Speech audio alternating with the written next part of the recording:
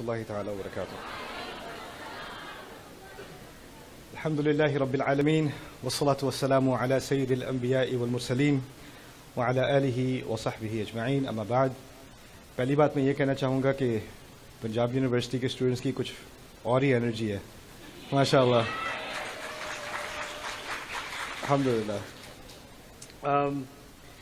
اللہ تعالیٰ نے مجھے اس ٹور کے ذریعے بہت سارے نوجوانوں سے ملنے کا موقع دیا ہے، بہت سارے لوگوں سے بات کرنے کا موقع دیا ہے، اور جہاں جہاں میں گیا ہوں کچھ سوال ایک جیسے آتے گئے ہیں. کئی جگہ منفرد سوال بھی ہیں، لیکن کچھ سوال جو آتے گئے ہیں ان میں ایک چیز کامن ہے، تو میں وہاں سے بات شروع کرنا چاہ رہا ہوں. اور میں نے کہیں بھی جا کر اس بات کا تفصیلی جواب کسی آڈینس کے سامنے نہیں رکھا ابھی تک، وہ میں آپ کے سامنے رکھنا چاہ رہا ہوں.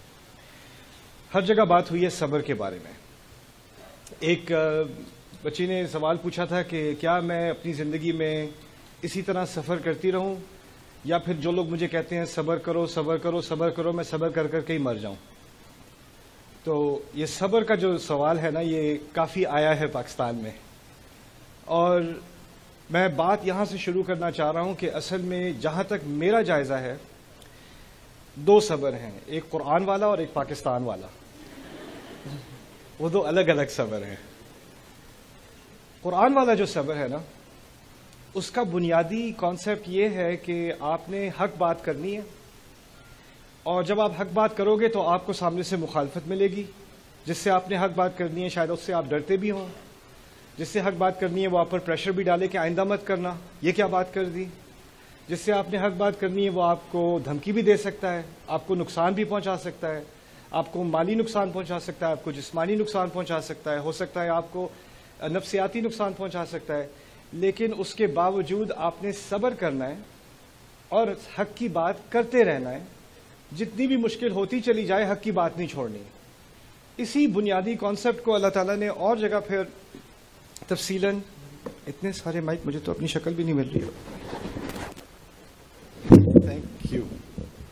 اوکے، تو اسی کانسیپٹ کو اور جگہ پر اللہ تعالیٰ نے کہا ہے کہ انصاف کے لیے کھڑے ہو جاؤ، اور جب کھڑے ہو جاؤ تو کوئی بھی سامنے ہو اس کے خلاف کھڑے ہو جاؤ. اس کی فکر نہ کرنا کون کھڑا ہے سامنے.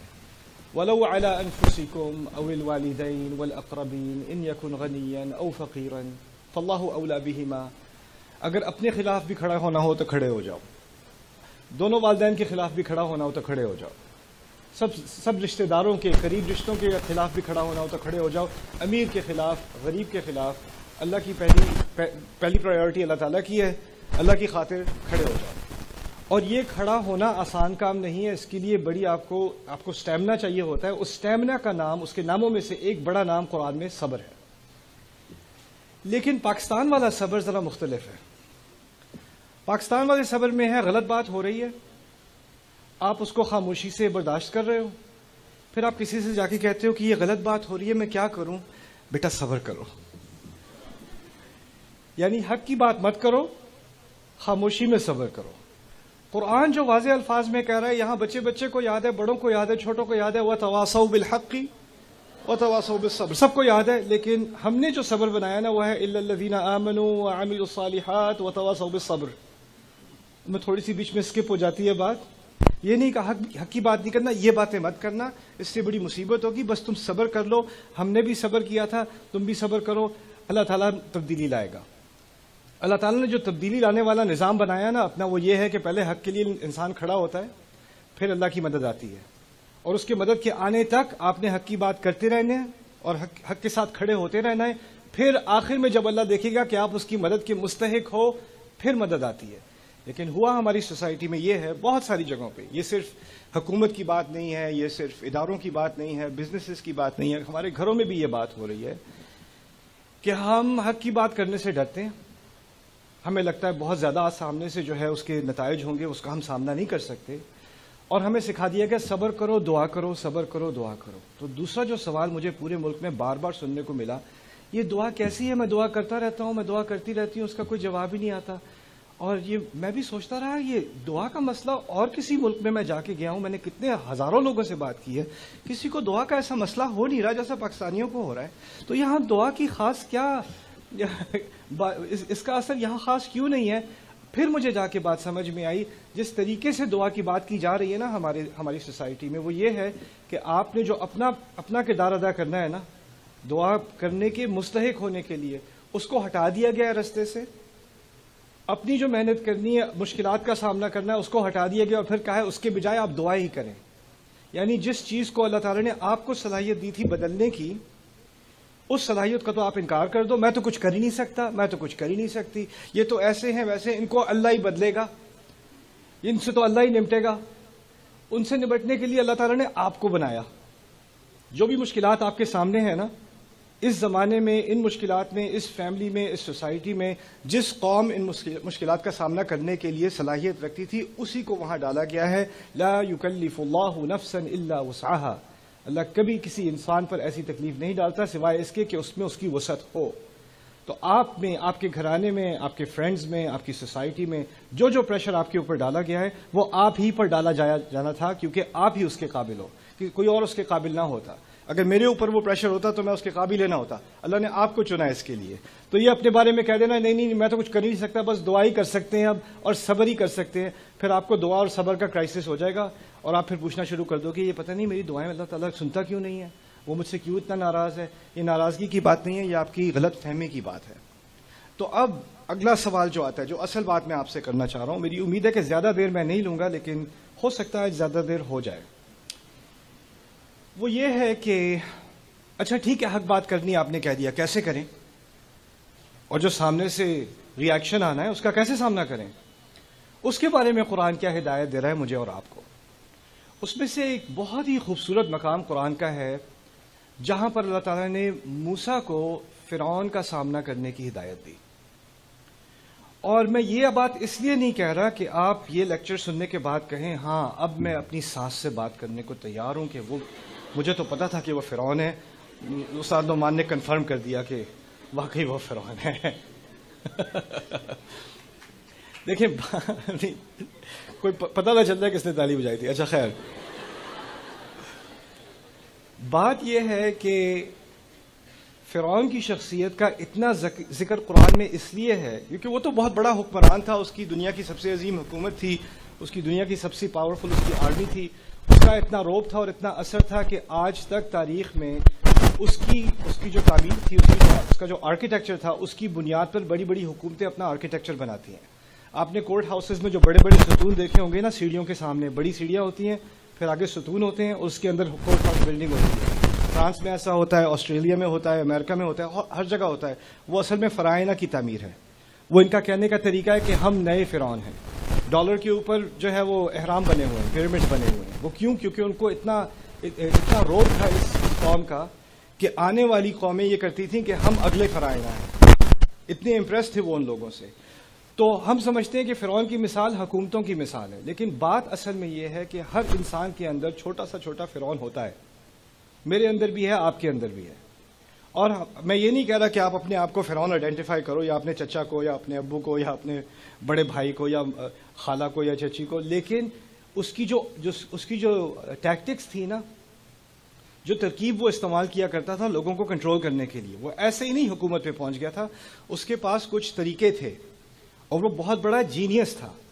جس مقام پہ وہ پہنچا ہے اس مقام پہ پہنچنا آسان کام نہیں ہے. اور موسیٰ علیہ السلام جانتے تھے کہ یہ بہت بڑا جینیس ہے، اور جو سیاست میں بہت آگے پہنچ جائے نا، اس کو بات کرنے کا طریقہ آتا ہے اور اس کو اپنے اپوننٹ کو برباد کرنے کا طریقہ آتا ہے. دیکھیں کبھی کبھی ٹی وی پہ ہوتا ہے، آپ کے ہاں تو ویسے بہت سول کانورسیشن ہو رہی ہوتی ہے ٹی وی پہ، میں نے یہی دیکھا ہے، لوگ صرف تمیز سے بات کرتے ہیں. لیکن کسی اور جگہ پہ ہوتا یہ ہے کہ کوئی ایک ایکسپرٹ ہوتا ہے کسی سبجیکٹ میں نا، کوئی پی ایچ ڈی ہے، اس نے 20 سال 30 سال تحقیق کی ہے کسی مضمون پر، اس کو بلایا گیا ہے. اور دوسری طرف جو ٹی وی کا میزبان ہے، جو اس کا ہوسٹ ہے، وہ اس کا انٹرویو کر رہا ہے، لیکن وہ دکھانا چاہ رہا ہے کہ یہ جو ایکسپرٹ ہے نا، اس کو کچھ نہیں پتا. ٹھیک ہے؟ اور اصل میں جو انٹرویو کر رہا ہے، اصل بات یہ ہے کہ اسے کچھ نہیں پتا، لیکن اس کو انٹرویو کی ایسی مہارت آتی ہے کہ وہ ایسے ایسے سوال پوچھتا ہے. پی ایچ ڈی والا بیچارہ اپنا جواب دینے کی کوشش کرتا ہے، اس کی بات کاٹ کے اچھا یہ بتائیں، ویسے آپ تو غلط ہی کہہ رہے ہیں لیکن پھر یہ آپ بھی بتا دیں. اور وہ کہے گا میں تو اچھا چلیں ہم کمرشل بریک کے پاس آتے ہیں. اور وہ 2-5 منٹ میں آپ کو دنیا کو لگے گا کہ جس کے پاس 20 سال کی مہارت ہے وہ بالکل گدھا ہے، اس کو کچھ نہیں پتا، اور یہ انٹرویو کو سب معلوم ہے. یہ ٹیکنیک ہوتی ہے. اور اس ٹیکنیک کو سمجھنے کی بہت ضرورت ہے. کمیونیکیشن میں، بات کرنے میں کچھ لوگ ایسے ماہر ہوتے ہیں کہ وہ حق کو باطل بنا دیتے ہیں بات کے دوران، اور باطل کو حق بنا دیتے ہیں، اور جو سننے والے ہیں وہ سارے امپریس ہو جائیں کہ یہ واقعی ایسا ہے. دوسری بات یہ ہے کہ اصل میں جب بات ہو رہی ہوتی ہے نا دو لوگوں کی، تو اس میں صرف معلومات نہیں ہوتی، اس میں نفسیات بھی ہوتی ہیں. اس کی چھوٹی سی مثال میں آپ کے سامنے رکھ دوں کہ اگر کوئی لائر ہے، لائر کو، وکیل کو اپنا کیس پریزنٹ کرنا آتا ہوتا ہے، وہ جج کے سامنے آ کر بڑی تفصیل سے اپنا کیس پریزنٹ کرتا ہے، اپوزیشن کا مقابلہ کرتا ہے، یعنی وہ انٹروگیشن کرتا ہے، اس میں بہت کانفیڈنس ہوتا ہے کہ وہ اپنی بات کو کھل کر جج کے سامنے بیان کر سکے. اگر اس میں اس طرح کی بات کرنے کی صلاحیت نہ ہو تو وہ وکیل بن ہی نہیں سکتا. اور وہی وکیل کبھی ہوتا ہے ایسا جس کو اپنے بڑے بھائی سے یا بھابھی سے یا امی سے یا ابو سے ایسی انگزائٹی ہوتی ہے، گھر جا کے اس کی امی کہتی ہیں، کوئی ایک دو باتیں کہتی ہیں، اس کا منہ بند ہو جاتا ہے، اس سے آگے سے بات ہی نہیں کی جاتی.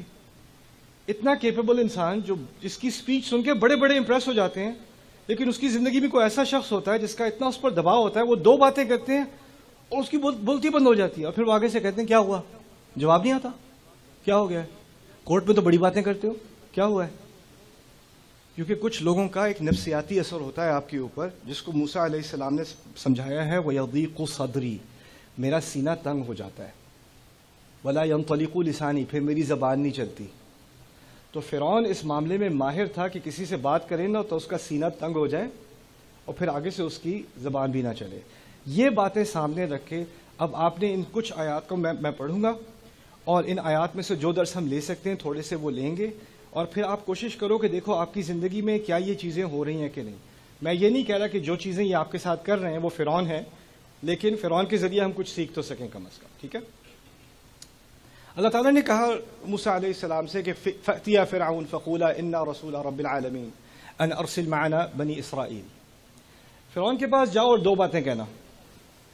پہلی بات یہ کہنا کہ تم اور ہارون ہم دونوں اللہ کے رسول ہیں، رب العالمین کے، تمام جہانوں کے رب کے ہم رسول ہیں. اور آپ دوسری بات یہ کہنا ان ارسل معنا بنی اسرائیل، اس کی بنیاد پر آپ بنی اسرائیل کو ہمارے ساتھ جانے دیں. دونوں کا آپس میں ایک ربط ہے. یہ جو قوم ہے بنی اسرائیل، اس کا ایک رب ہے، آپ اس کے رب نہیں ہیں، تو ان کا رب ان کو بلا رہا ہے. آپ ان پر ربوبیت نہیں کر سکتے، آپ ان کو غلام نہیں بنا سکتے، وہ اللہ کے غلام ہیں. تو پہلی بات کی ہے کہ ہم اصل رب کے نمائندے ہو کر، اس کے رسول ہو کے آپ کے سامنے آئیں، اور آپ کی خیریت اسی میں ہے کہ آپ بنی اسرائیل کو ہمارے ساتھ جانے دیں، ان کو غلامی سے رہا کر دیں. یہ دو باتیں جا کے آپ نے فرعون کے سامنے کہنی ہے. اچھا، جو فرعون کے سامنے بات کرنی تھی، آپ کو معلوم ہونا چاہیے موسیٰ علیہ السلام بھاگ کے نکلے تھے، ان پہ قتل کا کیس ہو گیا تھا، اور یہاں تک کہ پولیس کی سکیم بھی بن گئی تھی کہ کورٹ میں جانے تک کی حد نہیں آنی چاہیے، کیونکہ کورٹ میں کیس پہنچ گیا تو فرعون کو تو خاص محبت تھی اس وقت موسیٰ علیہ السلام سے. اس آیت کی بنیاد پر وَأَلْقَيْتُ عَلَيْكَ مَحَبَّةً مِّنِّي، فرعون کو محبت تھی، فرعون کی قوم کو محبت نہیں تھی. تو پولیس والے اصل میں جلتے تھے کہ یہ بنی اسرائیل سے ہیں، ان کی رنگت سے پتہ چلتا ہے بنی اسرائیل سے ہے، لیکن ان کو رائل ٹریٹمنٹ دی جا رہی ہے، یہ محل میں رہتے ہیں، ہمیں ان کے لیے دروازہ کھولنا پڑتا ہے، باقی ان کی رنگت کے سارے لوگوں کو ہم غلام رکھے ہوئے ہیں، اور ان کو دیکھو کیسا نواب بنایا ہوا ہے یہاں پہ. تو ان کو ایک جلن تھی.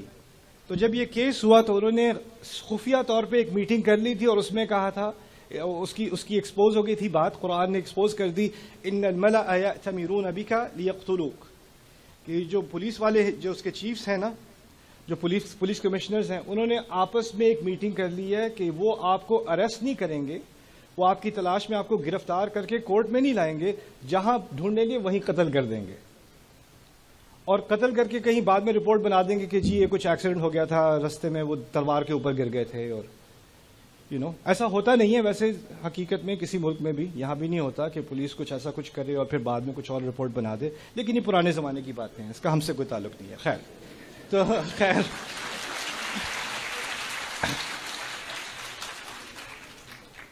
اب وہ چلے بھاگ گئے تھے. اب اللہ تعالیٰ کہہ رہے ہیں نہ صرف کہ تم مصر میں جاؤ، لیکن جو حکومتی بلڈنگ ہے اس کے سامنے گارڈز کھڑے ہوں گے، ان کو جا کے کہو میں فرعون سے ملنے آیا ہوں. اور انہوں نے پورے مصر میں سے ہو کے ہارون کے ساتھ علیہ السلام جا کے پہنچنا ہے دروازے پہ اور کہنا ہے ہمیں فرعون سے بات کرنی ہے. اب دیکھیں، مجھے اللہ تعالیٰ نے موقع دیا ہے مختلف ملکوں میں heads of state, governors, presidents سے ملاقات کرنے کا. اور جب کسی کنگ سے یا پریزیڈنٹ سے یا پرائم منسٹر سے ملاقات کرنی ہوتی ہے نا، تو پہلے آپ کو وہ ایک باقاعدہ اورینٹیشن دیتے ہیں کہ آپ نے ایسے کھڑے ہونا ہے، آپ نے یہاں پہ بیٹھنا ہے، جب وہ آئیں گے تو آپ نے یہ کرنا ہے، آپ نے آپ کو اس ٹائٹل سے پکارنا ہے، اس طرح کرنا ہے، اس طرح کرنا ہے. جیسے میں ملیشیا میں گیا تھا، مثال میں پرلیس ان کا ایک اسٹیٹ ہے، ان کے جو ملک ہیں ان کو توانکو کہا جاتا ہے ملیشین زبان میں. تو توانکو کو ملاقات کرنے کے لیے ان کا جو ان کا علاقائی لباس ہے نا وہ پہننا پڑتا ہے. تو پہلے I had to put a batik آن، تو وہ پہن کے تو پھر ان سے جب بات کرنی ہوتی ہے، پہلے ان کے ہاں اور مذاہب تھے، بدھزم تھا اور شرک والے مذاہب تھے، لیکن اب اسلام آ گیا. تو پرانے زمانے میں وہ ہاتھ جوڑ کے وہ ایسے جھکا کرتے تھے، لیکن ہمارے دین میں ہم کسی کے آگے جھکتے نہیں ہیں. تو اب انہوں نے اس کو جھکنے کو ریورس کر دیا، وہ ایسے کر کے ایسے کرتے ہیں. تو رواج رکھ لیا، شرک نکال دیا ہے. تو پھر مجھے یہ بھی سیکھنا پڑا. تو یعنی ایک اورینٹیشن ہوتی ہے، ایک پروٹوکول ہوتا ہے.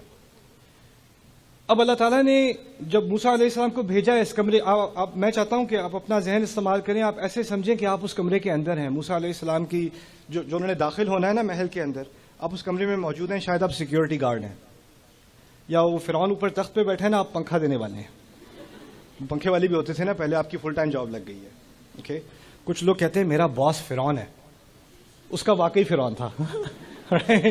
تو خیر اب کوئی اگر بادشاہ کے یا پریزیڈنٹ کے یا پرائم منسٹر کے یا گورنر کے یا میئر کے آفس میں داخل ہوتا ہے یا اس کے چیمبر میں داخل ہوتا ہے، تو پہلی بات تو ہوتی ہے کہ اٹس این آنر، آپ نے مجھے اپنا قیمتی وقت دیا، آپ کا بہت بہت شکریہ. اور ایک تھوڑی سی نمائش ہوتی ہے شروع میں، اور وہ تو اپنے آپ کو کیا کہتا تھا، انا ربکم الاعلی، میں تم سب کا سب سے اعلیٰ رب ہوں میں. موسیٰ کو ہدایت دی جا رہی ہے، آپ جاؤ. پھٹے پرانے کپڑے ہوں گے صحرا میں سے ہوتے ہوئے، اور ان کا سٹیٹس کیا ہے، کرمنل سٹیٹس ہے، ٹھیک ہے، فیوجیٹو ہیں. اور اب انہوں نے جانا ہے بلڈنگ کے اندر، اور ساتھ میں ان کے ہارون علیہ السلام جن کو غلام مانا جاتا ہے، انہوں نے بھی کوئی شاندار کپڑے نہیں پہنے ہوئے اس میٹنگ کے لیے. اب وہ اندر جائیں، سوٹی ہاتھ میں اندر وہ آتے ہیں، اور کیا استقبال کیا ہے دنیا کے سب سے بڑے بادشاہ کا، انا رسول رب العالمین، ہم اصل رب کے رسول بن کر یہاں آئے ہیں. یعنی آپ اصل رب نہیں ہیں. پہلی بات جو اندر آ کے کی ہے، اس سے اگر کوئی اور کرتا تو اس کو امیڈیٹ ڈیتھ پینلٹی ہو جاتی. یہ بات آپ سمجھ لیں. جو بات انہوں نے کہی ہے نا کہ ہاں بادشاہ وہ ہے، یہ نہیں کہا کہ عظیم رب ہم آپ کی خدمت میں یہ بات پیش کرنے، نہ، ہم اصل رب کی طرف سے آئے ہیں. تو پہلے جو آپ پنکھا دے رہے تھے نا، آپ کو کہا ہے، کبھی آپ نے دیکھا نہیں ہوگا کہ کسی کی ایسی ہمت ہوئی ہو کہ اس طرح سے فرعون سے بات کرے. آپ کے گھر میں کچھ لوگ ہیں جن سے کوئی سامنے اکڑ کے بات نہیں کرتا، سیدھی بات نہیں کرتا، وہ ساری زیادتیاں کرتے رہتے ہیں، لیکن آپ چپ بیٹھے رہتے ہو. آپ میں سے کچھ لوگ ایسے آفس میں کام کرتے ہو کہ آپ کا مینیجر آپ سے اتنی بدتمیزی کرتا ہے، سپروائزر آپ سے اتنی گندی طریقے سے بات کرتا ہے، لیکن ایک دن کوئی آ کے اس سے کس طرح بات کر لینا، سیدھا کر دے اسے، تو آپ اندر ہی اندر خوش ہوتے رہتے ہو، لائک آج تو چائے بڑی اچھی لگ رہی ہے. تو آپ پنکھا دے رہے ہو. موسیٰ علیہ السلام نے اندر آ کے کہا انا رسول رب العالمین، لیکن یہاں تک بات نہیں رکی، آگے ایک مزید افینس کر دیا. اور کیا کہا، ان ارسل معنا بنی اسرائیل، مطالبہ میں کرنے آیا ہوں. اپنی خیر چاہتے ہو تو کیا کرو، بنی اسرائیل کو ہمارے ساتھ بھیج دو. یہ کہاں فرعون تخت پہ بیٹھا، کہاں یہ دو لوگ جو اندر آ کے یہ بات کر رہے ہیں. پورا کمرہ ہوتا ہے، اس میں سیکیورٹی گارڈ ہوتے ہیں، ان کے وزیر ہوتے ہیں، ایڈوائزرز ہوتے ہیں، جنرلز ہوتے ہیں، پنکھے والے ہوتے ہیں، فانٹا والے ہوتے ہیں، جو بھی ہوتے ہیں. ان سب کو بھی ایک دم سے شوق لگا ہوگا، یہ کیا دیا اس نے، ایسی بات کبھی سنی نہیں اس کمرے کے اندر. تو آگے سے اب سارے گھور رہے ہیں فرعون کی طرف، یہ کیا کہیں گے، اب کیا ہونے والا ہے. یہ بات سمجھ لیں کہ فرعون نے موسیٰ علیہ السلام کو بیٹے کی طرح پالا تھا، بہت محبت دی تھی، اپنے محل میں ان کی پرورش کرائی تھی. تو ان کے جانے سے پہلے خاص محبت تھی فرعون کو موسیٰ علیہ السلام سے. لیکن محبت کے مختلف پہلو ہوتے ہیں. فرعون کو ایک طرف موسیٰ سے محبت ہے، ایک طرف اپنے اقتدار سے بھی محبت ہے. اور وہ دونوں چیزوں کو بیلنس کرنا چاہ رہا ہے. اگر کوئی اور ہوتا. جی شکریہ, تھینک یو. یہ لائٹ کی وجہ سے ہو رہا ہے. اوکے خیر, فرعون اگر کوئی اور ہوتا جیسے میں بتا رہا تھا اس کو فوراً قتل کر دیتا. اس نے کیا کیا آگے سے؟ اب اس بات کو سمجھنے کے لیے, آج کی بات کو سمجھنے کے لیے آپ کے سامنے میں دو باتیں رکھوں گا. وہ دو باتیں آپ نے یاد رکھنی ہیں اور میں بار بار پوچھتا رہوں گا, زور سے آپ نے جواب دینا ہے. موسیٰ علیہ السلام دو باتیں کرنے آئے تھے کہ وہ رسول ہیں, اللہ کے بھیجے ہوئے رسول ہیں. اس کے لیے مختصر ہم لفظ استعمال کریں گے رسول, تاکہ وہ ساری بات کا خلاصہ ایک لفظ میں آ جائے. پہلی بات کیا تھی؟ رسول. دوسری بات تھی بنی اسرائیل, یعنی بنی اسرائیل کو چھوڑ دو. تو دو لفظوں سے پوری بات سمرائز ہوگی. کیا دو باتیں کرنے آئے ہیں موسیٰ؟ رسول, بنی اسرائیل, یہی دو باتیں ہیں. اب دیکھنا فرعون کا ان دو باتوں کا کیا جواب ہوگا. بات تو انہوں نے کر دی, آگے سے جواب آ رہا ہے الم نربک فینا ولیدا, کیا میں نے تجھے یہاں پر پرورش نہیں دی جب سے کہ تو بچہ تھا؟ پہلی بات. وَلَبِثْتَ فِينَا مِنْ عُمْرِكَ سِنِينَ, کیا تو نے یہاں اپنی زندگی کے کئی سال نہیں گزارے؟ تیسری بات وَفَعَلْتَ فَعْلَتَكَ الَّتِي فَعَلْتَ وَأَنْتَ مِنَ الْكَافِرِينَ, اور وہ جو تو نے کیا تھا, جو حرکت کی تھی تو نے, کیا تو اس کا ڈینائل کر رہا ہے, اس کا انکار کر رہا ہے کہ تو نے کی تھی؟ اور کافر کا ایک مطلب ہوتا ہے کسی چیز کو ڈینائی کرنا, ایک اور مطلب ہوتا ہے ناشکری کرنا. دونوں مفہوم سمجھ لیں یہاں پہ. کیا انکار کر رہا ہے یا اتنا ناشکرا ہو گیا ہے تو؟ اس طرح سے انہوں نے موسیٰ علیہ السلام سے بات کی. میں پہلے پوچھتا ہوں, کتنی باتیں کرنے آئے تھے موسیٰ علیہ السلام؟ کیا دو باتیں؟ رسول, بنی اسرائیل. جب فرعون نے آگے سے جواب دیا ہے تو ان میں سے کسی بات کا جواب دیا ہے نہ. ہوتا یہ ہے کہ آپ کسی سے, میں نے شروع میں کہا تھا نا حق کی بات کرنی ہے, پھر آگے سے صبر کرنا ہے. بات وہاں سے شروع ہوئی تھی, اس کو ذہن میں رکھنا ہے. جب آپ حق کی بات کرنے آتے ہو, آپ کی بات ایک پوائنٹ ہوتی ہے یا دو پوائنٹ ہوتے ہیں, کوئی لمبی تقریر نہیں ہوتی. لیکن جس کو فرعون کی ٹیکٹکس آتی ہیں نا, وہ پتہ کیا کرتا ہے, آپ کی بات کا جواب دینے کے بجائے وہ ایسی بات کرتا ہے جو آپ کو شرمندہ کر دے اور پورا مضمون ہی بدل جائے, اور آپ کو یاد بھی نہ رہے کہ آپ کیا بات کرنے آئے تھے. اچھا آگے سے کہہ دیا, اچھا تم بچے تھے جب یہاں پہ تھے. اس کا کیا مقصد ہے؟ کہنے کا یہ مقصد ہے کہ جو حق بات تم کرنے آئے ہو یہ بہت بڑی بدتمیزی ہے. تمہیں خیال نہیں, تمہیں لحاظ نہیں کہ کتنے احسان تم پر کیے جا چکے ہیں, اور تم یہاں کئی سال رہ چکے ہو. تمہیں پتا ہونا چاہیے کہ یہاں تمیز کا کیا مطالبہ ہوتا ہے, تمہیں کیسے بات کرنی چاہیے, تمہیں لحاظ کرنا چاہیے. تم کتنے ناشکرے ہو گئے ہو. اور اب آف کورس یہ بات تو پرانے زمانے میں ہوتی تھی. اب کسی سے آپ حق بات کریں تو وہ آپ کو شرمندہ نہیں کرتے, اور وہ آپ کو اپنے احسانات یاد نہیں دلاتے, اور وہ الٹی بات آپ پر نہیں ڈال دیتے کہ اصل غلطی تمہاری ہے, تم نے منہ کیوں کھولا, تمہاری مجال یہ کہ تم اس طرح کی بدتمیزی کرو, اتنے نافرمان بنو, یہی دن دکھانے تھے مجھے. یہ چیز تو پرانے زمانے, آپ کے ہاں نہیں ہوتی ہے, لاہور میں نہیں ہوتی ہے, وہ ملتان میں ہوتی ہے. اچھا خیر, تو یہ جو ٹیکٹک استعمال ہوتی ہے نا, بہت زیادہ زبردست چیز ہوتی ہے یہ. اور اس کے بعد انسان پہ کیا اثر ہوتا ہے؟ سوری. وہ جو بات کرنے آتے پہلے ہمت کر کے, آج میں ابو سے یہ بات کر کے رہوں گا, دو باتیں میں نے کرنی ہے. جا کے دو باتیں کرنے گئے, 2 منٹ بعد, اچھا یہ دن دکھانے تھے مجھے, یہ سکھاتا ہے تمہارا اسلام, ایسے آگے سے بدتمیزی کرتے ہیں, اس لیے تمہاری فیسیں بھری تھی, اس لیے یہ کیا تھا, اس لیے وہ کیا تھا. اور وہ اس کے بعد سوری ابا جان, سوری ابا جان, اور ہٹ کے واپس. اس بچے کو پتہ نہیں وہ بات کرنے کیا گیا تھا. دو باتیں کرنے آئے تھے. کیا دو باتیں تھیں؟ ایک اور بات سمجھ لو. ایک تو کہا بدتمیزی کر رہے ہو, دوسرا کہا ناشکری کر رہے ہو. تو بدتمیزی کا حوالہ دیا جائے گا, ناشکری کا حوالہ دیا جائے گا. پھر ایک تیسری بات, وَفَعَلْتَ فَعْلَتَكَ الَّتِي فَعَلْتَ وَأَنْتَ مِنَ الْكَافِرِينَ, وہ جو حرکت تو نے کی تھی اس کا کیا ہوگا ہے؟ مجھے آ کے بتائے گا میں کیا غلط کر رہا ہوں. اپنے پیچھے ریکارڈ دیکھا ہے؟ ذرا رپورٹ لے کے آنا, دکھاؤ ذرا ان کو, دیکھو. یعنی آپ کوئی صحیح بات کرنے لگو گے تو جس کو فرعون کی یہ تدبیر آتی ہے نا, وہ کہے گا اچھا آپ صحیح بات کریں گے, آپ کب سے فرشتے بنے؟ میرے پاس تو ریکارڈنگ اس وقت سے ہے. ذرا نکال کے کروم کاسٹ پہ لگاتے ہیں، ساری فیملی کو دکھاتے ہیں آپ کیا کر رہے تھے 3 سال پہلے، یہ دیکھ لیں. یعنی آپ نے جو غلطی کی ہو، جب بھی آپ کوئی صحیح بات کرنے لگو آپ کو اپنی غلطی یاد دلا کے دبا کے کیونکہ آپ اب ایک شخصیت نہیں رہے، آپ چلتی پھرتی غلطی ہو، آپ اس غلطی سے زیادہ کچھ نہیں ہو. تو جب بھی آپ کوئی صحیح بات کرنے لگو تو آپ کو تم کون ہوتے ہو صحیح بات کرنے والے، تم نے تو یہ کیا وہ کیا وہ کیا، تم بڑا اپنے آپ کو پرفیکٹ سمجھتے ہو، دیکھو ذرا ان کو. تو یہ جو طریقہ ہوتا ہے نا کسی کی غلطی پکڑ کے بار بار اس کو اس کی غلطی یاد دلانا تاکہ وہ دب کے رہے. جب وہ صحیح حق کی بات بھی کرنے لگے، نہیں وہ اس بات کا مستحق نہیں ہے کیونکہ اس سے غلطی ہو چکی ہے. عجیب بات یہ ہے رسول نے وعدہ کر دیا علیہ الصلوۃ والسلام، ایک گارنٹی دے دی، کلو بنی آدم خطا یا خطاؤن، تمام اولاد آدم کی غلطی کرتے رہتے ہیں، غلطی ہر انسان سے ہوتی رہتی ہے. اور خیر الخطائین التوابون، جو بہترین ہیں غلطیاں کرنے والے وہ توبہ کرتے رہتے ہیں. تو اللہ تعالیٰ کا ایک نظام ہے، انسان سے غلطی ہوتی ہے وہ توبہ کرتا ہے آگے بڑھتا ہے، غلطی ہوتی ہے توبہ کرتا ہے آگے بڑھتا ہے. اللہ پچھلی والی غلطیاں معاف کر دیتا ہے، انسان معاف نہیں کرتے، انسان نوٹ لیتے ہیں، یہ بعد میں کام آئے گی.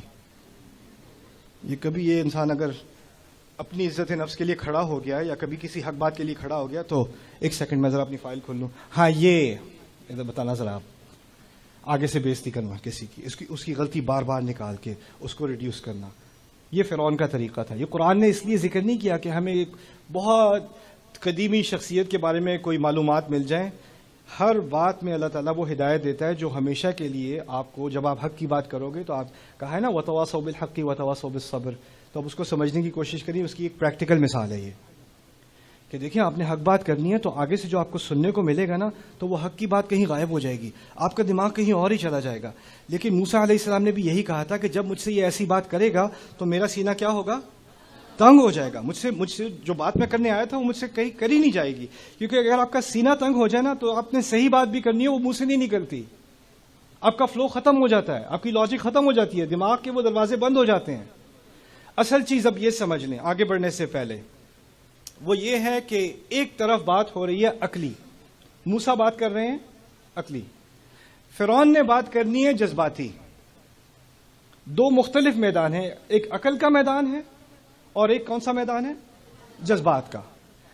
جو حق کے ساتھ ہوتا ہے نا اس کو جذبات کے استعمال کرنے کی ضرورت نہیں پڑتی، کیونکہ اس کے ساتھ حق ہے، وہ عقلی بات کرتا ہے.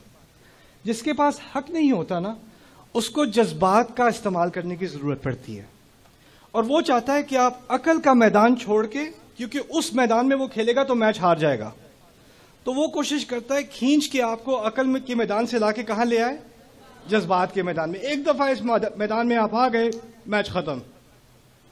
تو آپ نے عقل کی بات پہ رہنا ہے، اس نے جذبات کی بات پہ رہنا ہے. لیکن وہ اتنے ماہر ہوتے ہیں کہ وہ 2 منٹ میں آپ کو جذبات کے میدان میں لے آتے ہیں اور پھر بات ختم ہو جاتی ہے. یہی فرعون کی ٹیکٹک ہے.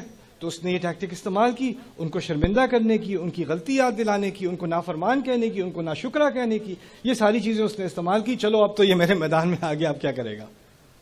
آگے سے موسیٰ علیہ السلام نے جو جواب دیا ہے نا یہ واقعی اللہ تعالیٰ کے معجزوں میں سے ہیں.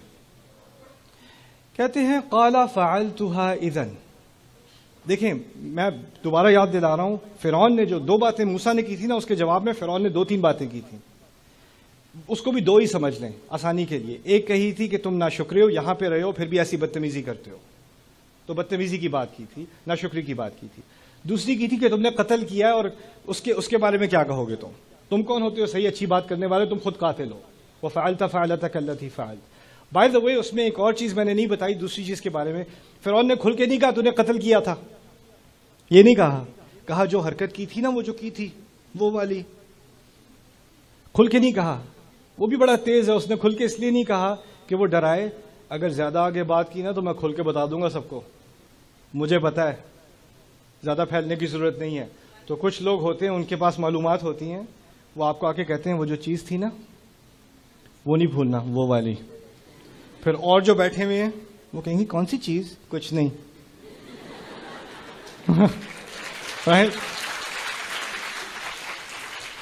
وہ ایک ہاسٹیج سچویشن بنائی ہوئی ہے نا. 2 باتیں اس نے کی ان کو پورے سبجیکٹ سے، پورے مضمون سے ہٹانے کی. اب بات سننا موسیٰ علیہ السلام کی. کہتے ہیں فعلتها اذا، جس حرکت کا آپ ذکر کر رہے ہیں، جس غلطی کا آپ ذکر کر رہے ہیں، وہ میں نے کی تھی اس وقت. اس سے ڈرنے کے بجائے مجھ سے غلطی ہوئی، سب کو پتہ چل جائے گا مجھ سے غلطی ہوئی. ان کو پہلے پتا ہے، سب کو پتا ہے مجھ سے ہوئی غلطی. آپ صحیح کہہ رہے ہیں. لیکن فرعون نے یہ بات پہلے نہیں کہی تھی، فرعون نے یہ بات دوسری کہی تھی. پہلی بات کہی تھی ناشکری والی، نافرمانی والی، بدتمیزی والی، وہ پہلی بات تھی. لیکن موسیٰ کو اس بات کا احساس ہے علیہ السلام کہ اصل جو بڑا مسئلہ ہے وہ قتل والا مسئلہ ہے، کیس والا مسئلہ ہے. تو بڑی بات کو پہلے سامنے لے کے آتے ہیں. اس سے ایک بات یہ بھی سامنے آتی ہے کہ وہ جذبات میں نہیں آئے، وہ بھی عقلی بات کر رہے ہیں ابھی تک. اور وہ آگے سے فرعون کو کہتے ہیں ہاں میں نے کی تھی، وَأَنَا مِنَ الضَّالِّينَ. اور اس وقت میں کنفیوز تھا. ضال کے معنی ہم اردو میں ہمیشہ گمراہ کر دیتے ہیں، وہ ہمیشہ گمراہ نہیں ہوتے. ضلع کے معنی میں کنفیوژن کے معنی بھی آتے ہیں. کسی چیز کو صحیح سے نہ سمجھ سکا ہو کوئی تو اس کو بھی ضال کہا جاتا ہے. تو اس وقت میں کنفیوز تھا، مجھ سے واقعی غلطی ہوئی. اور پھر کیا کہتے ہیں، عجیب بات، فَفَرَرْتُ مِنْكُمْ لَمَّا خِفْتُكُمْ. اور اس کے نتیجے میں تم سب سے بھاگ گیا تھا. فرعون تو ایک شخص ہے، لیکن منکم میں فرعون کی طرف اشارہ نہیں ہے، وہ من کا ہوتا ہے عربی میں. کہا ہے فَفَرَرْتُ مِنْكُمْ لَمَّا خِفْتُكُمْ، میں تم سب سے بھاگ گیا جب میں تم سب سے ڈرا کرتا تھا. فَفَرَرْتُ مِنْكُمْ لَمَّا خِفْتُكُمْ. Thank you. میرے پاس ویسے تھا ڈبہ. Okay that's okay, I can sweep, it's fine. دیکھیں جب کمرے میں پریزیڈنٹ ہو نا تو پروٹوکول یہ ہوتا ہے کہ صرف پریزیڈنٹ سے بات کی جاتی ہے. آپس میں آپ گپ شپ کر رہے ہوگے نا تو وہ بدتمیزی ہوتی ہے کس کے ساتھ؟ پریزیڈنٹ کے ساتھ. ٹیچر کلاس میں ہو، اسٹوڈنٹس آپس میں بات کر رہے ہوں تو کیا ہوتا ہے؟ بدتمیزی ہوتی ہے نا. امام خطبہ دے رہا ہے، لوگ آپس میں بات کر رہے ہیں، امام کے ساتھ بدتمیزی ہے کہ نہیں؟ یہی ہے نا. لیکن اس کا سب سے اعلیٰ جو کرائم ہے وہ پریزیڈنٹ کے سامنے ہے یا بادشاہ کے سامنے ہے. بادشاہ سامنے ہے، بات باقیوں سے ہو رہی ہے.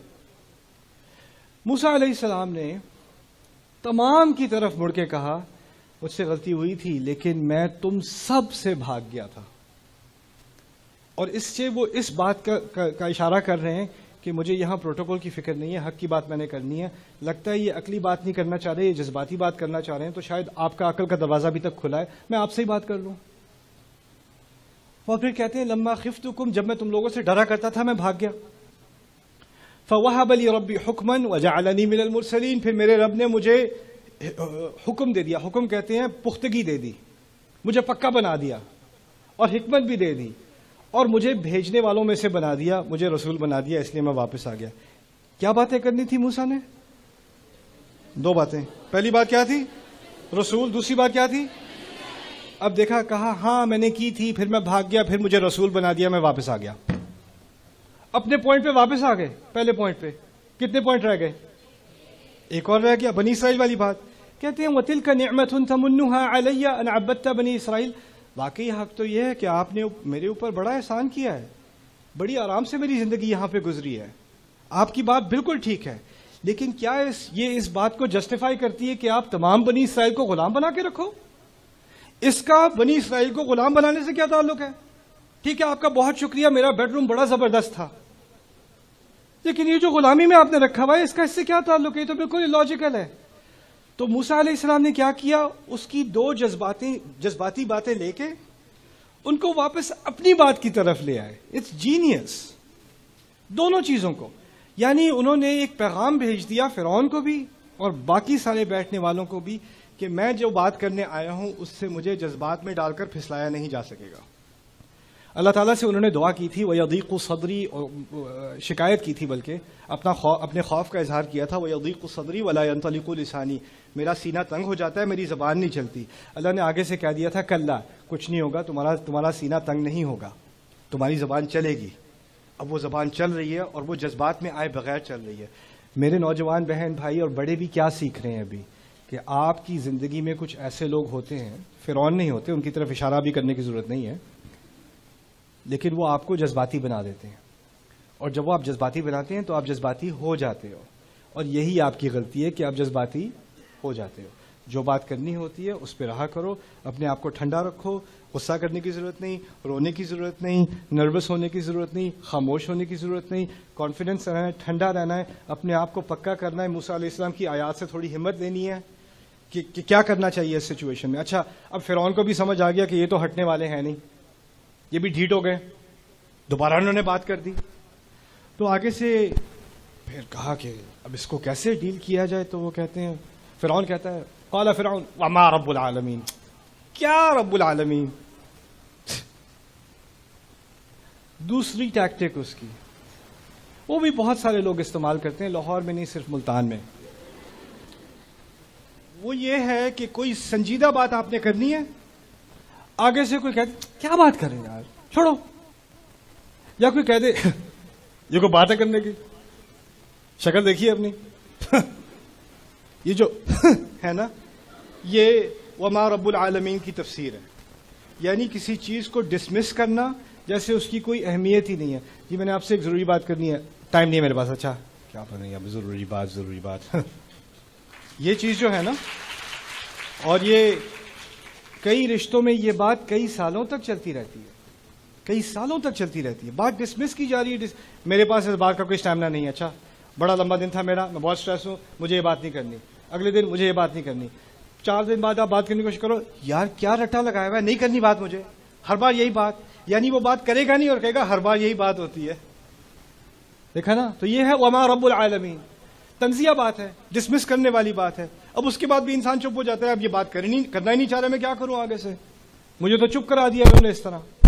السلام کو کیا پختگی دی اللہ نے، آگے سے کہتے ہیں اچھا وہ کہہ رہے ہیں نا کیا رب العالمین، تو وہ تنزیہ سوال ہے، لیکن انہوں نے اس کو ایسے سنا جیسے وہ واقعی سوال ہے، اور ان کو بھی پتا ہے تنزیہ ہے، لیکن طنز کا جواب بھی طنز یہ ہوتا ہے کہ آپ اس کو حقیقی سمجھیں اور حقیقی سوچ کے اس کا جواب دیں۔ تو وہ کہتے ہیں رب السماوات والارض وما بینہما ان کنتم موقنین، وہ تو رب تمام آسمانوں کا اور زمین کا اگر تم باقی سب یقین کرنے کے لیے تیار ہو تو، یعنی دوسری دفعہ اس نے فرعون کو ڈسمس کیا، انہوں نے باقی سب سے بات کر رہے ہیں، اور کس چیز کا ذکر کیا، آسمانوں کا اور زمین کا، آسمان اور زمین کی اہمیت سمجھ لیں۔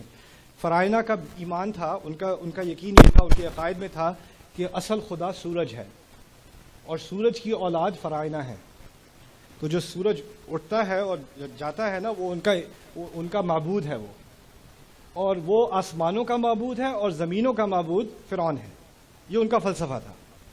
ایک ہی جملے میں رب السماوات والارض وما بینہما، آسمانوں کا رب، زمین کا رب، اور جو ان دونوں کے درمیان ہے ان کا رب، اگر تم باقی لوگ عقلی بات کی بنیاد پر یقین کرنے کو تیار ہو، میں اس رب کی طرف سے آیا ہوں جو آسمان کا بھی رب ہے اور زمین کا بھی، یعنی نہ یہ آسمان کا رب ہے اور نہ اس کے باپ دادا زمین کے، نہ یہ زمین کا رب ہے نہ اس کے باپ دادا آسمان کے رب ہیں۔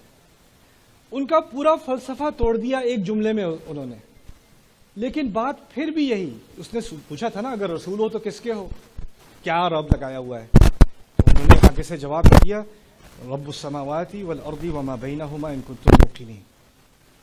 اس میں ایک اور بات بھی سامنے آ گئی، بہت بڑی توہین ہے فرعون کے لیے، بہت زبردست بےزتی ہوئی ہے۔ وہ تو اس طرح کہہ رہے ہیں جیسے فرعون تو عقل استعمال کر نہیں سکتا، اس کو تو جذباتی باتیں کرنی آتی ہیں یا بات ڈسمس کرنی آتی ہے، اس میں اتنا کانفیڈنس نہیں ہے کہ میری بات کا صحیح عقلی جواب دے سکے، تو وہ تو بیوقوف ہے، دیکھتے ہیں آپ میں عقل ہے کہ نہیں۔ یعنی اس بات سے انہوں نے کنایتاً فرعون کو بیوقوف بھی کہہ دیا۔ اب فرعون جو ہے وہ، ابھی اس کے بارے میں تھوڑی بات کرتے ہیں، پہلے یہ سوچتے ہیں کہ آپ جو پنکھا دے رہے تھے نا، آپ پر کیا گزر رہی ہے؟ آپ دن رات فرعون کے سامنے پنکھا کرتے ہو، اور اب کسی نے آ کے فرعون کو 2 دفعہ اپنی اوقات دکھا دی، آگے سے جواب دے دیا، تو آپ کو تو اندر سے بڑا اچھا لگ رہا ہے، رائٹ؟ آج تو مزہ آ گیا، اوکے، آپ کا تو کچھ زیادہ ہی پسینہ نکل رہا ہے، میں ذرا تیز کر دوں۔ اب جب انہوں نے موسیٰ علیہ السلام نے یہ بات کی ہے نا کہ میرا رب آسمانوں کا رب ہے، زمین کا رب ہے، اور تمام ان کے درمیان جو ساری چیزیں ان کا رب ہے، انہوں نے اس ملک کے اور اس نظام کے قائم کیے ہوئے مذہب کی نفی کی یا نہیں کی؟ مجھے آپ یہ بتائیں۔ نفی کی ہے نا، اور اس کے ماننے والوں کے سب سے بڑے اس کمرے کے اندر ہیں، تو آپ کسی ایسے مقام پر جا کر ان کے بلیفز کی، ان کے عقائد کی توہین کرو گے، ان کی نفی کرو گے، تو وہ سارے اٹھ جانے چاہیے، ان سب کو غصہ آ جانا چاہیے کہ کیا بات کر دی، رب ہیں وہ ہمارے، سورج سب کو غصہ آ جانا چاہیے ان کے اوپر، موسیٰ علیہ السلام کے اوپر. مزے کی بات یہ ہے سارے ایسے سن رہے ہیں، اور کچھ لوگ تو چپکے سے اپنا فون نکال کے ریکارڈ بھی کر رہے ہیں اسنیپ چیٹ پہ ڈالنے کے لیے، اس کے ساتھ فائر ایموجی لگا دی. آج مزہ آ رہا ہے بہت، یہ فرعون کی شکل دیکھو. تو فرعون کو اندازہ ہو گیا کہ کمرے میں کسی کو غصہ نہیں آیا، آنا چاہیے تھا. میرے ساتھ ہیں یہ لوگ، میری حمایت میں، میری وفاداری میں سب کو کھڑے ہو کے کہنا چاہیے اے کیا بات کر رہا ہے. کسی نے نہیں کہا. تو اب فرعون کا غصہ موسیٰ پہ ہونے کے بجائے اب فرعون کا غصہ کہاں جا رہا ہے؟ باقی سب پہ. فرعون کہتا ہے قرآن میں اللہ تعالیٰ نے ریکارڈ کیا قال لمن حولہ الا تستمعون، اپنے ارد گرد سب سے کہتا تم سن نہیں رہے کیا؟ تم میں سے کسی کو غصہ نہیں آیا؟ اوہ تو کیا ریکارڈ کر رہا ہے؟ کمرے میں لوگ اب موسیٰ علیہ السلام سے امپریس ہونا شروع ہو گئے. اب بات یہ سمجھنے کی کوشش کریں کہ جب یہ بات شروع ہوئی تھی تو موسیٰ علیہ السلام بالکل یہاں پہ تھے، فرعون وہاں پہ تھا. ایک دو جملے ہوئے اور فرعون کا مقام اپنے ہی محل کے اندر نیچے ہو رہا ہے، اور آہستہ آہستہ موسیٰ کا مقام اونچا ہو رہا ہے. اس کے اندر، اس کمرے کے اندر بیٹھے ہوئے لوگ اب آہستہ آہستہ موسیٰ علیہ السلام سے امپریس ہونا شروع ہو گئے. اور یہ دیکھیں، یہ سمجھنے کی کوشش کریں کہ فرعون کی حکومت عظیم ترین حکومتوں میں سے ہے تاریخ کی، اور اس کا کوئی فوج بھی سامنا نہیں کر سکی. جتنا ان کا روب تھا وہ اصل میں اپنی جو تعمیر، ان کی عظیم تعمیرات ہیں، وہ پانی کے نزدیک بنایا کرتے تھے کہ اور قومیں وہاں سے گزریں اپنی کشتیوں کو لے کے تو ڈر جائیں کہ یہ کیسے لوگ ہیں. اصل اس انٹیمیڈیشن فیکٹر تھا اس کا. اور اس حکومت کا سب سے اعلیٰ آفس، اس کے اندر یہ بات ہو رہی ہے. سمجھنے کی بات یہ ہے کہ اگر اس کمرے کے اندر کے لوگ، اگر وہ موسیٰ علیہ السلام سے امپریس ہو گئے تو پھر فرعون بس ایک بڈھا بابا بیٹھا ہوا ہے کرسی پہ، اس کی کوئی اور حیثیت نہیں ہے. اس کی ساری حیثیت اصل میں وہ اور لوگوں کے بلبوتے پہ جا کر وہ اس تخت پہ بیٹھا ہوا ہے. تو اب یہ ایک اسٹیٹ آف ایمرجنسی بننے والی ہے. اگر اس کمرے والے لوگ موسیٰ سے امپریس ہو گئے نا تو یہ ایک دم سے نظام ایک ہی سیکنڈ میں بدل سکتا ہے. آپ بات سمجھ رہے ہو؟ یہ بہت ڈینجرس سچویشن بننے والی ہے فرعون کے لیے. عجیب بات ہے کہ اگر آپ اس قصے کی شروعات میں سنیں تو موسیٰ علیہ السلام پہاڑی پر تھے جب اللہ تعالیٰ نے ان سے کہا تھا کہ جاؤ فرعون کے پاس، الا یتقون، انہیں بچنا چاہیے، فرعون والوں کو بچنا چاہیے. عجیب لگتا ہے دنیا کی سب سے بڑی سپر پاور کے بارے میں آپ کہہ رہے ہیں کہ ایک آدمی کو بھیج کے کہ انہیں بچنا چاہیے. بچنا تو ایک جو بچ کے بھاگے تھے انہیں بچنا چاہیے. لیکن حقیقت یہ ہے کہ جب اللہ تعالیٰ حق کے پیچھے اپنا کن ڈال دیتا ہے نا اور آپ کے اندر اعتماد ڈال دیتا ہے تو بڑی سے بڑی پاور کی کمزوری سامنے آ جاتی ہے. اب اس کو غصہ آ رہا ہے اپنے فالوورز کے اوپر. الا تستمعون. اس سے بھی ہم نے ایک نئی تدبیر سیکھی فرعون کی جو وہ استعمال کرتا ہے، لیکن وہ پرانے زمانے میں استعمال ہوتی تھی، اب کوئی استعمال نہیں کرتا. کہ اگر آپ صحیح بات کر رہے ہو نا اور اس کا جواب کوئی نہ دے سکے تو وہ باقی ساروں پہ غصہ کرنا شروع کر دیتا ہے جو آپ کی بات سن رہے ہیں. اس کی بات کیوں سن رہے ہو؟ یہ کیا لگایا ہوا ہے؟ بند کرو یہ. یعنی تمیز کا، میرے ساتھ وفاداری کا تقاضا یہ ہے کہ اس کی بات نہ سن لینا. اس کی بات میں یہاں کبھی ٹالریٹ نہیں کروں گا یا کروں گی. تو یہ بھی آپ کی فیملیز میں کبھی نہیں ہوتا، لیکن میں ایسے ہی بتا رہا ہوں.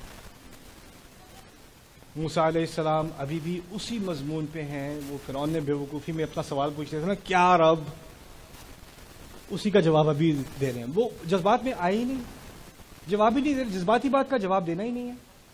قال ربکم ورب آبائکم الاولین. آپ کا رب، آپ سب کا رب، اور سب آپ کے سب سے پرانے آباء و اجداد کا رب بھی، اسی کی میں بات کر رہا ہوں. ایسا معلوم ہوتا ہے کہ موسیٰ علیہ السلام کو فرعون کی بات سنائی نہیں دے رہی. فرعون کی بات irrelevant ہو گئی ہے. وہ غصہ کر رہا ہے، وہ کہہ رہا ہے لوگوں سے تم سن نہیں رہے. موسیٰ علیہ السلام ابھی بھی رب کی بات کر رہے ہیں، رب کی بات کر رہے ہیں، رب کی بات کر رہے ہیں. اس سے ہم کیا سیکھتے ہیں کہ آپ کو جیسے آن لائن ہوتا ہے نا، آپ کوئی سوشل میڈیا پہ کوئی ویڈیو دیکھتے ہو، کرتے ہو، کچھ پوسٹ کرتے ہو، تو اس کے نیچے کچھ لوگ عقلی بات کرتے ہیں اور کچھ لوگ ٹرول کرتے ہیں، جذباتی بات کرتے ہیں. قرآن نے کیا بات سکھا دی؟ جذباتی باتوں کے ساتھ کیا کرنا چاہیے؟ اگنور کرنا چاہیے، کیونکہ وہ چاہتے ہیں کہ آپ عقل کے میدان سے ہٹ کر جذبات کے میدان میں آ جائیں. اور قرآن سکھا رہا ہے کہ اس کی کوئی حیثیت نہیں ہے. اس کو آپ ایسے کرو کہ وہ ہے ہی نہیں، اس کی کوئی حیثیت، اس کی ویلیو ہی کوئی نہیں ہے. قال ربکم ورب آبائکم الاولین. اب فرعون کو احساس ہوا کہ میرے ہی کورٹ کے اندر مجھے ہی اگنور کیا جا رہا ہے. میرے ہی بندے، میرے ہی ملازم، میرے ہی جنرل، ساروں کا منہ موسیٰ کی طرف ہے، میری طرف کوئی دیکھ بھی نہیں رہا، مجھ سے کوئی ڈر بھی نہیں رہا. اب یہ تو کچھ عجیب سچویشن ہو گئی ہے. تو اب مجھے اپنی جو ٹیم ہے، اپنی جو پارٹی ہے، اس کو دوبارہ اپنی طرف مائل کرنا پڑے گا. تو اس نے اپنا ایک نیا طریقہ استعمال کیا. قال ان رسولکم الذی ارسل الیکم لمجنون. یہ جو رسول ہے نا تمہارا، جو تمہاری طرف بھیجا گیا ہے، میری طرف تھوڑی، تمہاری طرف، جو تمہاری طرف بھیجا گیا یہ رسول ہے، یہ پاگل ہے. لمجنون، قسم سے پاگل ہے. لام القسم بھی کہا جاتا ہے اسے. میں قسم سے کہہ رہا ہوں یہ پاگل ہے. پاگل کہنے کی ضرورت کیا تھی؟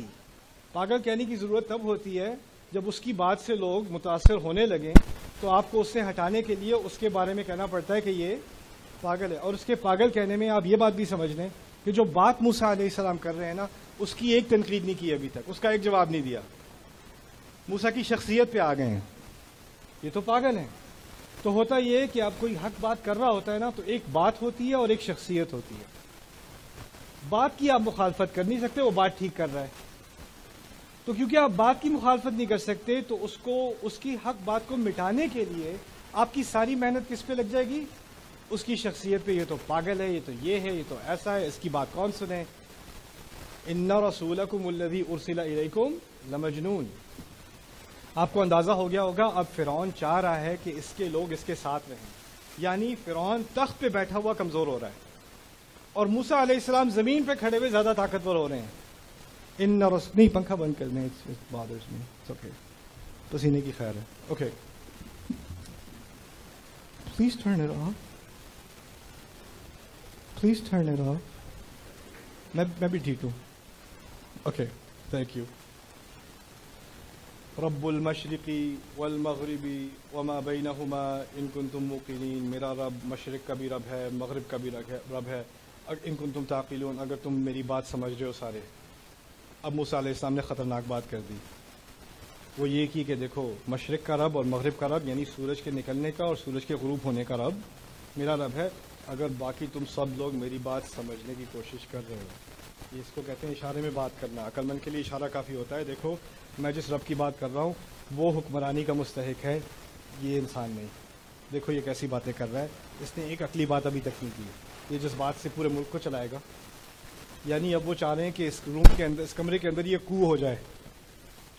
جس حکومت کی تصویریں ابھی امریکہ کے ڈالر بل پر ہوتی ہیں، جس کے ستون جا کر رومن ایمپائر نے ترکی میں جا کے لگائے، جگہ جگہ جا کے لگائے، کیونکہ وہ سے اتنے امپریس ہیں. جس کی کنسٹرکشن کی بنیاد پہ حکومتی بلڈوں کا ڈیزائن ہوتا ہے، عمارتوں کا ڈیزائن ہوتا ہے، اس کی حکومت ہل رہی ہے. نہ کوئی فوج، نہ کوئی پیسے لگے، نہ کوئی میڈیا لگا، نہ کوئی کیمپین ہوئی. بس حق بات کرنے سے، حق پہ لگے رہو، پیچھے مت ہٹو. اب تو اگر وہ بات اگر تھوڑی سی بھی سن لی تو حکومت ختم ہے فرعون کی. تو اب اس نے اپنا آخری ہیلا استعمال کیا. وہ آخری ہیلا کیا ہے؟ لَإِنِ اتَّخَذْتَ إِلَٰهًا غَيْرِي لَأَجْعَلَنَّكَ مِنَ الْمَسْجُونِينَ. خبردار، اگر تم نے، موسیٰ کو کہا، تم نے میرے علاوہ کسی اور الہ کو پکڑا، کسی اور الہ پہ کے ساتھ لگے رہے، تو میں اس بات کو کر کے رہوں گا کہ تم جیل میں جاؤ، جیل والوں میں جانے کے ساتھ، جو باقی جیل میں جاتے ہیں ان کے ساتھ تم بھی جیل میں پھینکے جاؤ. دھمکی پہ آ گئے. یہ بات یاد رکھنا کہ جو حق کی بات کرتا ہے نا، اس کو دھمکی کی ضرورت نہیں ہوتی، اس کو جذبات کی ضرورت نہیں ہوتی. ٹھیک ہے نا؟ جس نے دھمکی دے کر بات منوانی ہے نا، اس نے پہلے ہی، اس کی شکست ہو چکی ہے. اصل میں آخری جو ہیلا ہوتا ہے نا انسان کا شکست سے پہلے، وہ ہوتا ہے کہ میں فورس استعمال کر دوں. لیکن آرگیومنٹ میں، ڈیبیٹ میں، حق اور باطل کی جو آپس میں جو ایک مقابلہ ہوتا ہے، اس میں صرف دلائل پر بات ہوتی ہے، عقلی بات ہوتی ہے. پہلے جذبات استعمال کیے جاتے ہیں، وہ بھی ایک طرح کی شکست ہے. لیکن وہ سارے جذبات بھی اگر ناکام کریں تو آخر میں انسان کس چیز پر آ جاتا ہے؟ دھمکی پر آ جاتا ہے. اگر یہ بات دوبارہ کی نا تو بس کہیں اور جا کے رات گزارو. اگر یہ بات دوبارہ کی، تمہاری فیسیں کون بھرے گا، یہ سوچ لینا. اگر یہ بات دوبارہ کی، گاڑی کی چابی ادھر دو، فون دو اپنا، یہ کرو، وہ کرو. پھر سے کوئی یہ بات، پھر سے کر یہ بات پھر سے. یہ جو کرتے ہیں نا، یہ کیا ہے؟ یہ اس بات کی دلالت ہے، اس بات کی پورا 100%، 1000% ثبوت ہے کہ جو یہ بات کر رہا ہے وہ غلط ہے. کیونکہ جو حق پر ہوتا ہے اس کو اس چیز کی ضرورت نہیں ہوتی. حق اتنا قوی ہوتا ہے کہ اس کو اور کسی چیز کا سہارا نہیں چاہیے ہوتا. ٹھیک ہے نا؟ تو یہاں جب اس نے یہ بات کی تو صرف موسیٰ علیہ السلام پر بھی یہ بات واضح نہیں ہو گئی، تمام اس کے کورٹ روم پہ یہ بات واضح ہو گئی کہ اب فرعون ہار چکا ہے. اور اب موسیٰ علیہ السلام کو بھی پتہ چلا اگر انہوں نے دوبارہ بات کرنے کی کوشش کی تو کیا ہوگا؟ جیل میں پھینکے جائیں گے. شروع میں نے کہا تھا فرعون کو محبت تھی، اب محبت بھی کم ہونے لگی ہے. کیوں؟ کیونکہ جتنی بھی کسی کو محبت ہونا، جب ان کا کنٹرول ختم ہو رہا ہونا تو وہ جو ظاہری محبت تھی وہ بھی ختم ہونی شروع ہو جاتی ہے. کیونکہ انسان کو یا آخر میں یا کسی سے محبت ہے یا اپنے اقتدار سے محبت ہے. تو اس کو جتنی محبت اس کو اپنے اقتدار سے تھی اتنی موسیٰ سے نہیں تھی.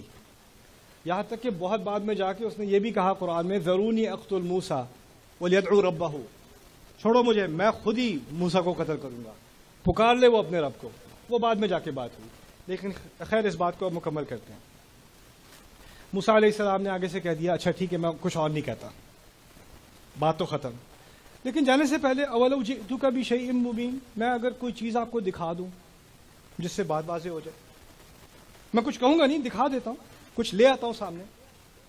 تو فرعون بھی کہتا ہوگا سوٹ کیس تو ساتھ آیا نہیں کوئی، ایک بھائی ہے ساتھ، ایک سوٹی ہے ساتھ، کیا لے کے آئے گا؟ تو اس نے بھی بڑے گھمنڈ میں آ کے کہہ دیا فأتی بہ ان کنت من الصادقین، لے آؤ، بڑے سچ بولنے والے ہو اگر تو لے آؤ، دیکھ لیں کیا لاؤ گے. پھر موسیٰ علیہ السلام نے کیا کیا ہے؟ میں وہ سانپ والی بات سے پہلے میں ایک تھوڑا سا آپ کو سائٹ پہ قصہ سنا دوں. یہ تقریباً بہت سالوں پہلی بات ہے، 1890 کی بات ہے. میں عربی پڑھایا کرتا تھا نیو یارک میں. تو بروکلن میں ایک پرانی سی بلڈنگ تھی نیو یارک میں، وہاں میں عربی پڑھا رہا تھا. اس طرف خواتین تھیں، ایکچولی اس طرف خواتین تھیں، اس طرف مرد حضرات تھے، اور میں کھڑا اسٹیج پہ میں عربی پڑھا رہا تھا. پرانی بلڈنگ تھی تو اس میں چوہوں کا مسئلہ تھا. تو اللہ کی ایک عجیب مخلوق، ایک چوہا، وہ لیڈیز سائڈ سے نکلا سامنے سے، اور یہاں آ کے وہ کھڑا ہو گیا لیڈیز سیکشن کے سامنے، اور لیڈیز کو جیسے وہ خطبہ دینے کے لیے تیاری کر رہا ہے، وہ آگے نہیں ہلا. اور میں عربی پڑھا رہا ہوں، میں نے نوٹ ہی نہیں کیا کہ وہاں چوہا کھڑا ہے. اور یہاں پہ جو مرد ہیں وہ سارے اس چوہے کو دیکھ رہے ہیں اور بڑے خوش ہو رہے ہیں. مرد دیکھ کے لگے. تو خیر جب میں نے سارے اپنے مرد اسٹوڈنٹس کی آنکھوں کو اس طرف جاتے دیکھا تو میں نے کہا وہاں کچھ تو ہوگا. تو میں نے دیکھا تو وہاں وہ چوہے صاحب کھڑے ہوئے ہیں سامنے. اب میری نظر وہاں گئی تو جو سامنے لیڈیز تھیں ان کی نظر کہاں گئی؟ وہ چوہے پہ گئی.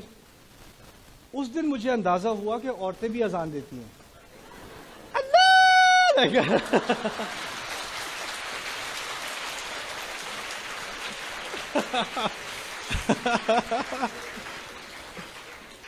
کوئی کرسی پہ چڑھی ہوئی ہے، دادی اماں کرسی پہ چڑھی ہوئی ہے، کوئی اللہ لا الہ الا هو الحی القیوم.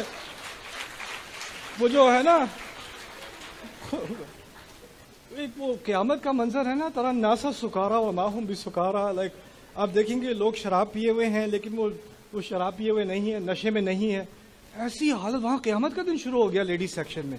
اور وہ چوہا اپنی جگہ سے وہ دیکھ رہا ہے تماشا، وہ اپنی جگہ کھڑا ہے اور وہاں پہ. اور میں بھی کہوں یار، مجھے پھر اسی وقت خیال آیا کہ دیکھیں آپ کو میں نے جاب پکڑائی تھی نا پنکھے والی،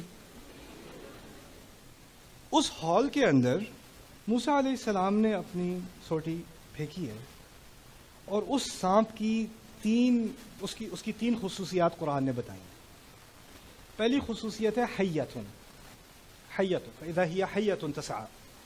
حیہ کہتے ہیں کوبرا کو، جس کے سامنے سے دانت نکلے ہوتے ہیں، اس کے ڈسنے سے موت آ جاتی ہے. تو یعنی اس کے دانت ہیں، اس کا منہ کھلا ہوا ہے. حیہ اصل میں حیات سے نکلا ہے. حیات کس کو کہتے ہیں؟ زندگی کو. حیہ یعنی وہ زندگی لینے والا. جب اس کا منہ کھل جاتا ہے نا تو زندگی ختم ہونے والی ہے نا، تو اس کو حیہ کہا جاتا ہے تعبیر میں. دوسری اس کی مثال دی ہے قرآن نے ثعبان. ثعبان کہتے ہیں ایسے بڑے اژدہا کو جو چھوٹے جانوروں کو نگل سکتا ہے. تو ایک طرف جو کوبرا ہوتا ہے وہ دبلا ہوتا ہے اور ثعبان جو ہے وہ موٹا ہوتا ہے.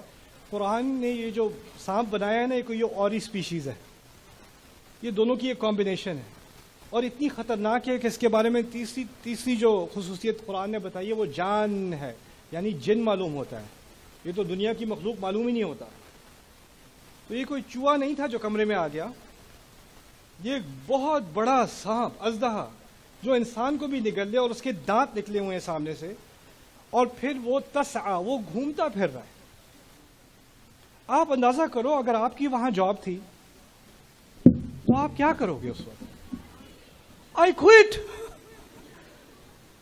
فرعون بھی اپنے تخت پہ چڑھ گیا ہوگا، سارے پورے کمرے میں. پہلے موسیٰ علیہ السلام کے الفاظ کی وجہ سے انہوں نے کمرے پر اپنا غلبہ کر لیا تھا، اور اب ایک چیز اس ڈیمونسٹریشن کے ذریعے اب ساری آنکھوں پر بھی غلبہ ہے. پہلے کانوں پر غلبہ تھا، اب آنکھوں پر بھی غلبہ ہے، اب دلوں پر بھی غلبہ ہے، خوف بھی آ گیا. پہلے امپریس ہوئے ہوئے تھے، اب ڈر بھی گئے سارے. اور پھر سوال پیدا ہوتا ہے، ذہن میں آیا ہوگا کبھی، اللہ تعالیٰ نے اتنا بڑا سانپ موسیٰ علیہ السلام کو دیا، یہ ساری ڈیبیٹ کی ضرورت ہی نہیں تھی. شروع میں آتے ساتھ ہی کچھ کہے بغیر مسئلہ ہی حل، رائٹ. اس نے آگے جا کے ایک دفعہ مارا تھا، فرعون ختم، باقی سارے مان جاتے.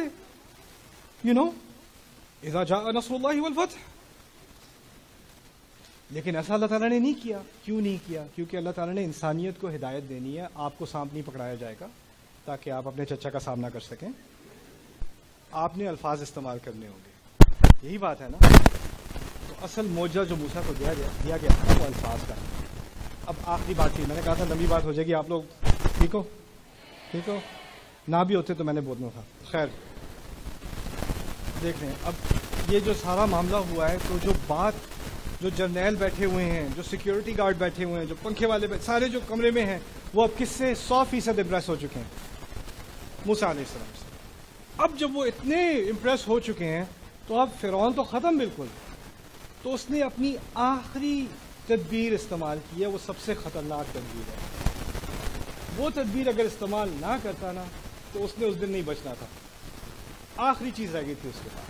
اب دھمکی سے کام نہیں چلے گا، اب ان کو پاگل کہنے سے کام نہیں چلے گا، ان کو شرمندہ کرنے سے کام نہیں. وہ ساری تدبیریں استعمال کر چکا، ساری ضائع ہو چکی.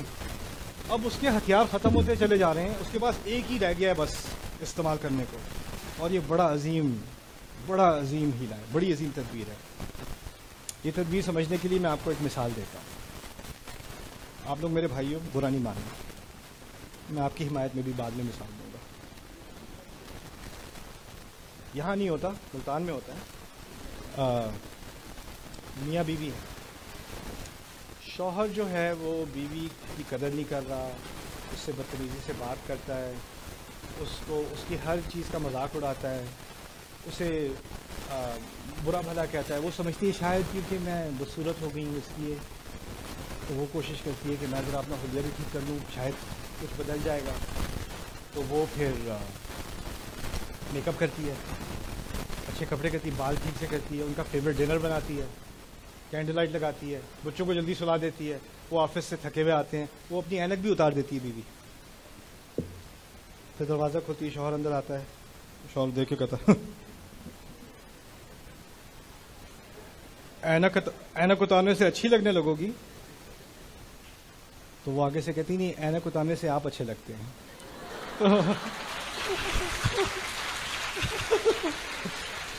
خیر وہ اور طرف بات چلی گئی. میں تو جو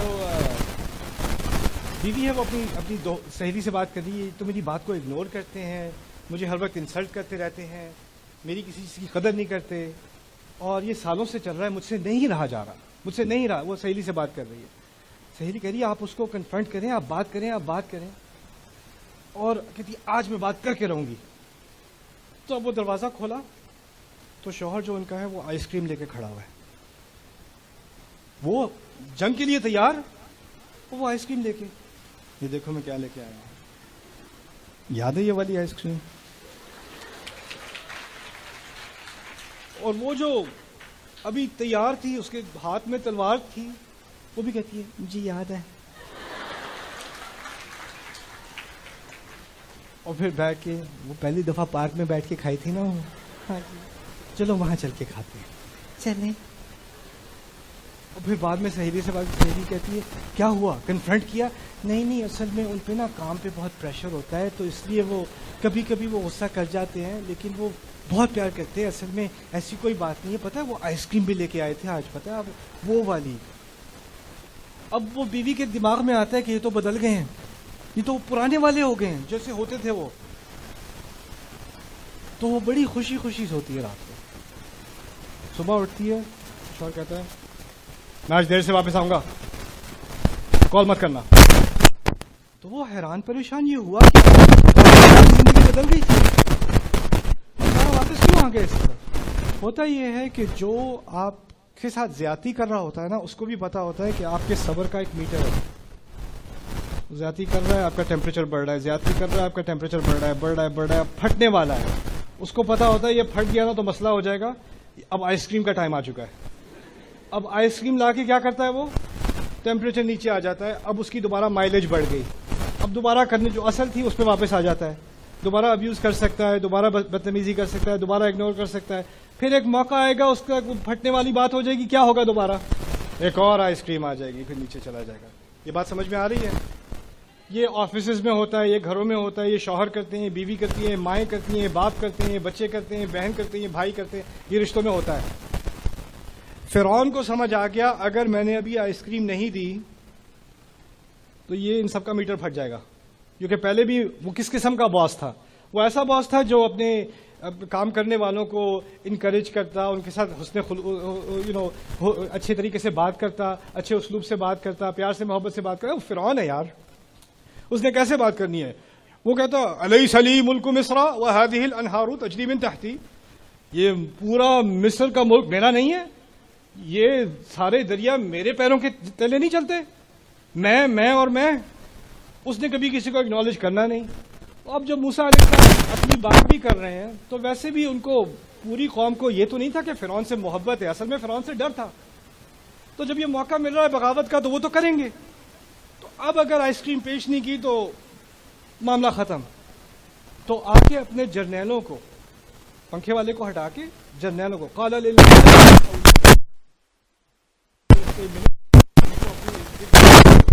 وہاں سام چل رہا ہے، ارد گرد بلا کے کہتا ہے ان ھذا لساحر علیم، یہ بہت ہی زبردست قسم کا بڑا علم والا یہ جادوگر ہے، یرید ان یخرجکم من ارضکم بسحرہ فماذا تأمرون، یہ چاہتا ہے کہ تم کو تمہاری اپنی زمین سے نکال دے، تو تم بتاؤ میں کیا کروں۔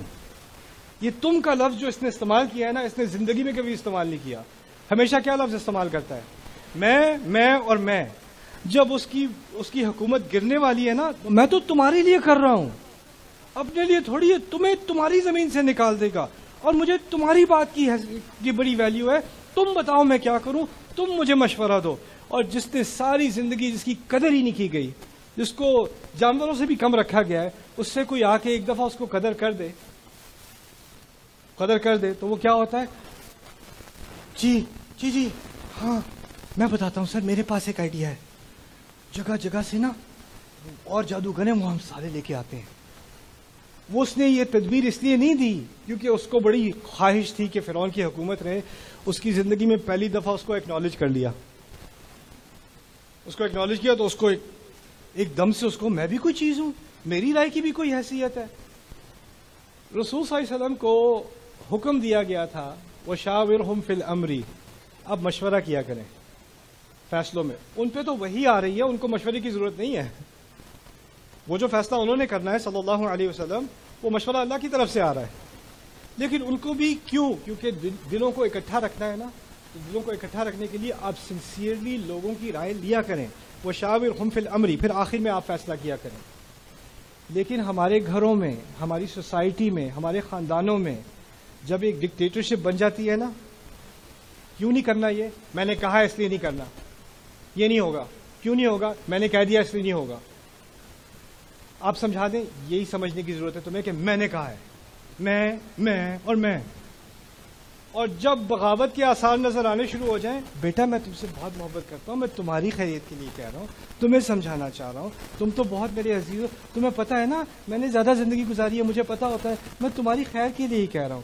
اچھا وہ اس پہ آئس کریم کا اثر ہو گیا، وہ ٹھنڈا ہو گیا، پھر بعد میں اس نے حق کی بات کی، پھر میں پھر وہ آگے تک پہنچی تو دوبارہ بیٹا ادھر آؤ، تم تو میری بیٹی ہو، you know I love you right, you know I love you.